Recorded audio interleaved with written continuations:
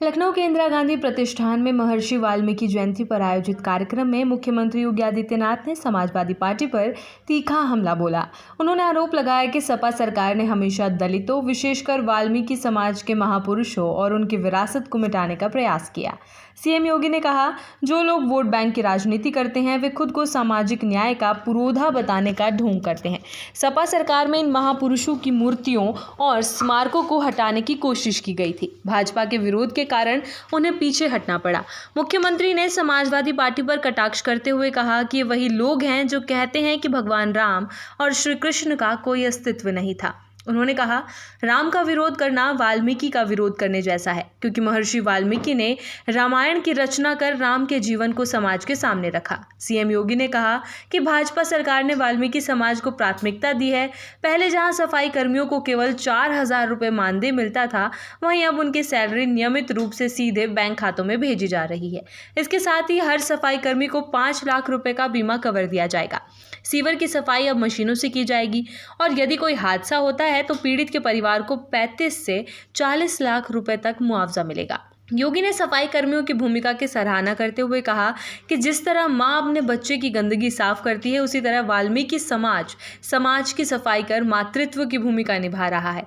उन्होंने समाज के लोगों से अपने बच्चों को शिक्षित करने की अपील की और कहा कि शिक्षा ही उन्हें आगे ले जाएगी। मुख्यमंत्री ने महर्षि वाल्मीकि शिक्षाओं को आज के समाज के लिए प्रासंगिक बताया। उन्होंने कहा, महर्षि वाल्मीकि भारत के उन महापुरुषों में हैं जिन्होंने न केवल समाज बल्कि राष्ट्र का भाग्य लिखा। जब उन्होंने रामायण की रचना शुरू की तो उन्होंने देवर्षि नारद से पूछा कि कौन ऐसा चरित्रवान व्यक्ति है जिसके जीवन पर मैं लिखूं।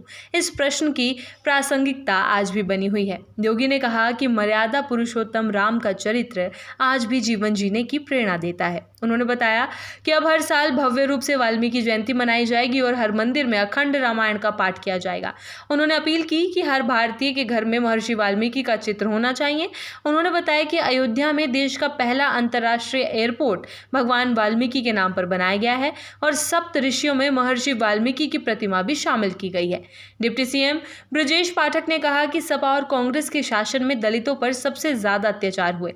उन्होंने योगी सरकार को वंचितों की सरकार बताया और कहा कि अब कोई गुंडा असला लेकर खुलेआम नहीं घूम सकता। पीएम मोदी के नेतृत्व में हर घर शौचालय बनवाकर सिर पर मैला ढोने की परंपरा समाप्त की गई। भाजपा प्रदेश अध्यक्ष भूपेंद्र चौधरी ने कहा कि महर्षि वाल्मीकि ने रामायण के माध्यम से समाज को धर्म, करुणा और न्याय से जोड़ा। आज वही मूल्य योगी और मोदी सरकार आगे बढ़ा रही है। उन्होंने सपा और कांग्रेस पर आरोप लगाया कि उनके शासनकाल में दलित महापुरुषों के नाम तक मिटा दिए गए और अब वही लोग भाजपा को नैतिकता का पाठ पढ़ाने का प्रयास कर रहे हैं।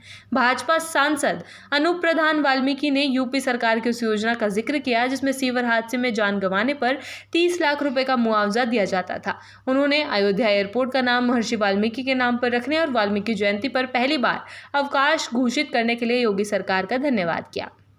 राज्यसभा सांसद डॉक्टर दिनेश शर्मा ने कहा कि सफाई कर्मी समाज के सबसे महत्वपूर्ण स्तंभ है और अब उन्हें 16 से 20,000 रुपए तक मानदेय दिया जाएगा।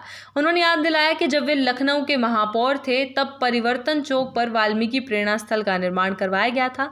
पर्यटन मंत्री जयवीर सिंह ने बताया कि चित्रकूट समेत पूरे प्रदेश में वाल्मीकि आस्था केंद्रों को विकसित किया जा रहा है और अब हर मंदिर में रामायण पाठ का आयोजन नियमित रूप से हो रहा है।